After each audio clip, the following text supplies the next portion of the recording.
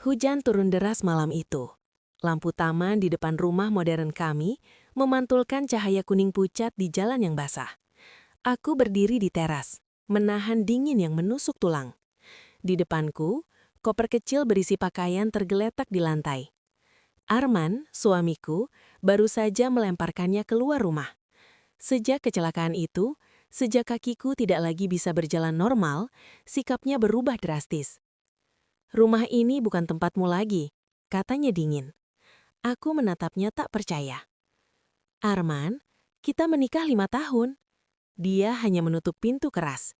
Dan saat aku berdiri sendirian di tengah hujan, aku tidak menyadari bahwa seseorang sedang memperhatikan semuanya dari balik pagar.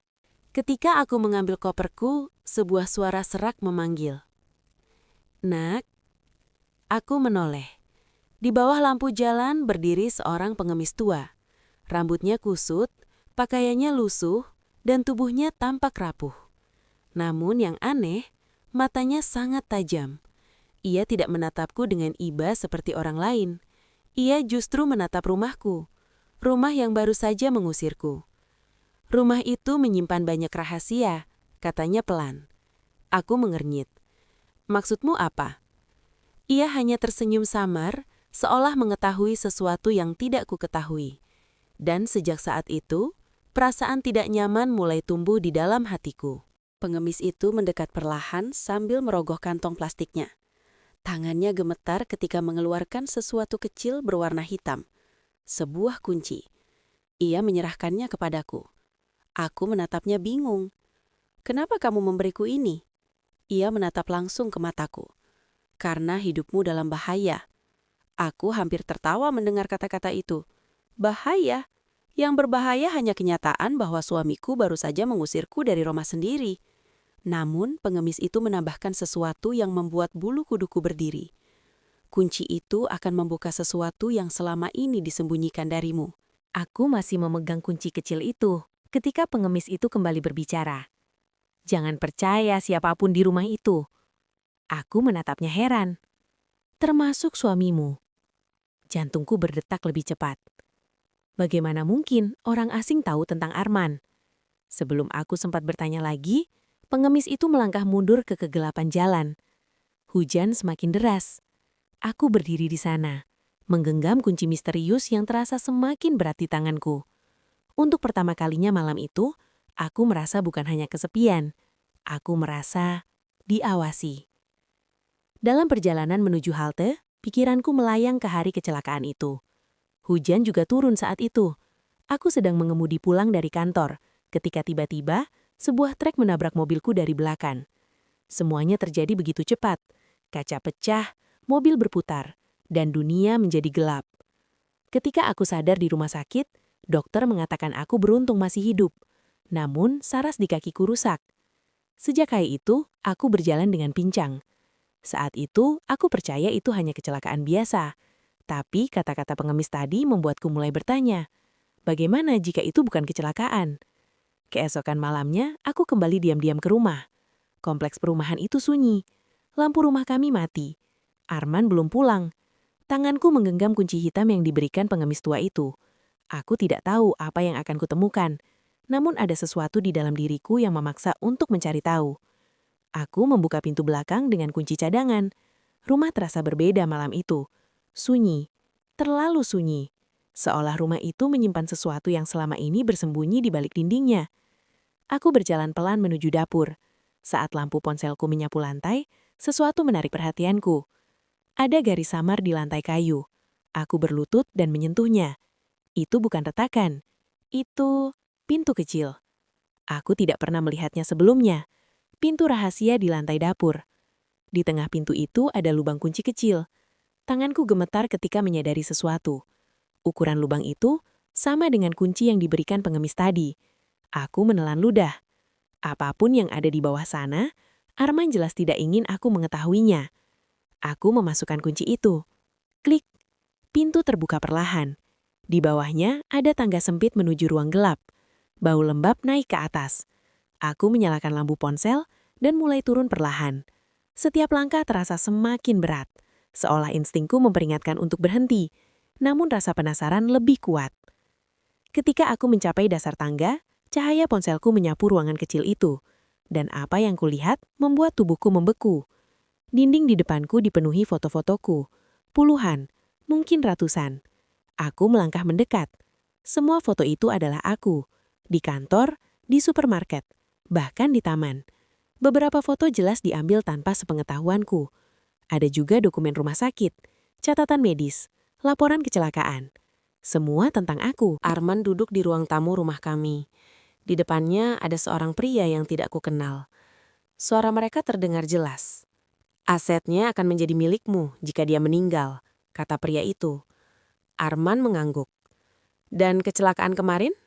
Pria itu tersenyum tipis. Dia selamat, tapi lumpuh. Arman menghela nafas. Setidaknya rencana kita hampir berhasil. Tubuhku terasa dingin. Kecelakaan itu, mereka merencanakannya. Aku menatap layar laptop dengan mata berkaca-kaca. Pria dalam video itu melanjutkan. Dia tidak akan bertahan lama dalam kondisi seperti itu. Arman tertawa pelan. Kalau dia mati, semua tanah warisan itu otomatis jatuh ke tangan kita. Tanganku gemetar hebat. Selama ini, aku percaya suamiku mencintaiku. Ternyata sejak awal, aku hanya target. Target dari rencana jahat yang mereka susun untuk mengambil warisanku. Dan kecelakaan yang hampir membunuhku itu bukan kebetulan. Tiba-tiba aku mendengar suara dari atas. Langgah kaki. Arman pulang. Jantungku langsung berdetak keras. Aku menutup laptop dengan cepat dan mematikan lampu ponsel. Ruangan itu kembali gelap. Langkah kaki Arman terdengar berjalan ke dapur, tepat di atas kepalaku. Aku menahan nafas. Jika dia menemukan pintu ini terbuka, aku tidak tahu apa yang akan terjadi padaku. Langkah kaki berhenti tepat di atas pintu basement. Lantai kayu berderik. Aku bisa melihat garis cahaya tipis di antara celah pintu. Kemudian, pintu dapur terbuka. Arman tampaknya mengambil sesuatu dari kulkas. Aku masih membeku di tempatku. Jika dia turun ke sini, semua rahasia yang kutemukan malam ini akan berakhir bersama hidupku. Detik-detik terasa seperti jam. Akhirnya langkahnya menjauh. Namun ketakutan itu belum hilang. Beberapa menit kemudian aku mendengar Arman berbicara di telepon. Suaranya pelan tapi jelas. Dia sudah pergi dari rumah. Aku menggenggam tangan. Dia sedang membicarakanku. Aman sekarang, lanjutnya. Di ujung telepon seseorang menjawab, tapi aku tidak bisa mendengar suaranya. Namun kata-kata Arman berikutnya membuat perutku terasa mual. Besok kita selesaikan semuanya. Selesaikan? Apalagi yang mereka rencanakan? Sebelum menutup telepon, Arman berkata sesuatu yang aneh. Baik, Pak. Pak, aku mengernyit. Selama ini aku hanya tahu Arman bekerja sendiri dalam bisnisnya. Siapa pria yang dia panggil Pak itu? Nada suaranya penuh hormat, seolah orang itu jauh lebih berkuasa darinya. Aku mulai menyadari sesuatu. Mungkin Arman bukan dalang utama. Mungkin ada seseorang yang lebih besar di balik semua ini. Setelah Arman pergi ke kamarnya, aku kembali menyalakan lampu ponsel. Di meja basement ada beberapa dokumen lain. Aku membuka salah satunya. Itu sertifikat tanah. Namaku tertulis di sana sebagai pemilik. Tanah itu berada di lokasi strategis di pusat kota. Nilainya puluhan miliar rupiah. Aku hampir tidak percaya. Ayahku memang pernah menyebut warisan tanah, tapi aku tidak pernah tahu nilainya sebesar itu. Sekarang semuanya masuk akal. Itulah alasan mereka menikahiku. Aku terduduk di lantai basement. 5 tahun pernikahan kami tiba-tiba terasa seperti kebohongan besar. Arman selalu tampak perhatian, selalu terlihat mencintaiku. Namun ternyata selama ini, dia hanya menunggu kesempatan, menunggu warisan itu jatuh ke tangannya. Dan ketika kecelakaan membuatku lemah, dia bahkan tidak repot menyembunyikan kebenciannya lagi. Air mataku jatuh. Namun kali ini bukan hanya karena sakit hati. Ini kemarahan. Aku keluar rumah tengah malam itu. Di luar pagar, pengemis tua itu masih duduk di trotoar. Seolah dia sudah tahu aku akan kembali. Aku berjalan mendekatinya. Kamu tahu tentang semua ini, bukan? Ia menatapku dengan tenang. Sekarang kamu sudah melihatnya sendiri. Aku mengangguk pelan. Semua yang dia katakan ternyata benar. Rumah itu menyimpan rahasia gelap. Dan rahasia itu hampir membunuhku. Pengemis itu menceritakan masa lalunya. Dulu, ia adalah rekan bisnis ayahku. Mereka mengelola beberapa properti bersama. Namun, suatu hari seseorang datang dengan tawaran investasi besar. Orang itu adalah ayah Arman. Bisnis mereka hancur karena penipuan. Dan sejak saat itu, pria itu terus mencari cara mengambil semua aset yang tersisa, termasuk warisan milikku. Aku merasakan dingin merambat di punggungku. Ini bukan sekedar kejahatan kecil, ini rencana panjang yang sudah disusun bertahun-tahun. Jadi siapa pria yang berbicara dengan Arman di video itu? Tanyaku. Pengemis itu menatap rumahku yang gelap. Kemudian ia berkata pelan, "Ayah mertuamu." Aku terdiam. Selama ini ayah Arman selalu terlihat ramah dan sopan. Ia bahkan sering memanggilku anak. Namun ternyata dialah dalang di balik semuanya. Pengemis itu menatapku serius. Jika kamu ingin menghentikan mereka, kamu butuh bukti. Aku menggenggam kunci hitam itu. Kita akan mendapatkannya. Kami menyusun rencana malam itu. Aku akan kembali ke rumah dan berpura-pura ingin memperbaiki hubungan dengan Arman. Sementara itu pengemis itu akan mengawasi dari luar. Jika semuanya berjalan sesuai rencana, kami akan menangkap mereka saat mereka mengaku sendiri. Keesokan harinya aku datang ke rumah. Arman membuka pintu dengan wajah terkejut. "Kamu kembali?" Aku menunduk seolah malu. Aku tidak punya tempat lain. Ia menatapku beberapa detik, lalu tersenyum tipis. Senyum yang tidak sampai ke matanya. "Baiklah, masuklah." Aku tahu senyum itu bukan tanda maaf. Itu senyum seseorang yang percaya rencananya hampir berhasil. Dan kali ini, aku akan memutar keadaan.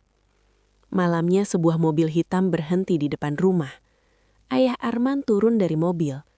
Aku bersembunyi di balik dinding ruang tamu sambil menyalakan perekam di ponselku. Arman dan ayahnya duduk di sofa. "Kamu kembali?" tanya pria tua itu. Arman mengangguk. "Bagus," jawabnya dingin. Nada suaranya membuat bulu kuduku merinding. Pria itu bukan sekedar pengusaha tua. Dia terdengar seperti seseorang yang terbiasa mengendalikan nasib orang lain. Percakapan mereka semakin jelas. Jika dia mati, tanah itu langsung jatuh ke tangan kita, kata ayah Arman. Arman mengangguk. Kecelakaan kemarin hampir berhasil. Pria tua itu tertawa pelan. Kita hanya perlu sedikit dorongan lagi. Tanganku gemetar saat merekam semuanya. Ini bukti yang kami butuhkan.